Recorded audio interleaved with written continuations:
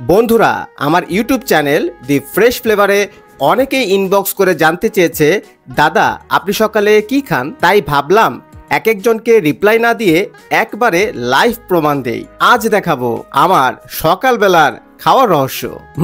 আগেই বলে রাখি, এখানে কোনো 5 তারকা হোটেলের ব্রেকফাস্ট পাবেন না, তবে মনের তারকা রেটিং পাকা।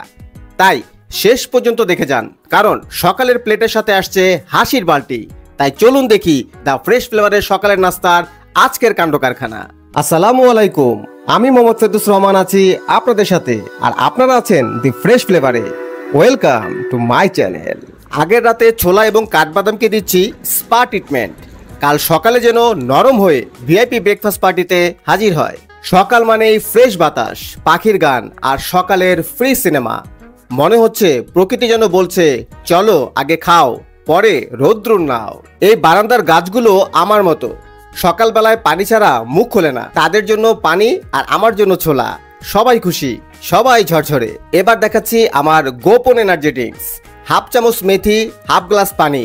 স্বাদে মনে হবে হায়রে কি করলাম, কিন্তু শরীর বলবে ধন্যবাদ বস।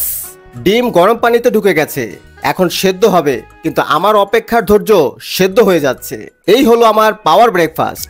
সেদ্ধ ডিম, ভেজানো ছোলা আর কাঠবাদাম খেয়ে মনে হয় শরীরও জিম করতে রাজি। এবার আসল শো শুরু, গিন্নির হাতের জাদু। আটার গোল গোল রুটি গরম তাওয়ায় পড়তেই মনে হচ্ছে চাঁদ উঠেছে। একদিকে রুটি ফুলে ফুলে ওভার অ্যাক্টিং, অন্যদিকে ডিম আর চা মিলে সকাল বানাচ্ছে ফিল্মি সেট। আমার কাজ ক্যামেরা ধরা আর গন্ধে গল গল করে লালা গেলা। সকালের গল্পের শেষ স্টেশন, এক কাপ চা। চুমুক দিয়ে মনে হলো আজকের দিনটি পারফেক্ট হতে যাচ্ছে। আর এভাবেই শেষ হয় আমার প্রতিদিনের সকালের ব্রেকফাস্ট।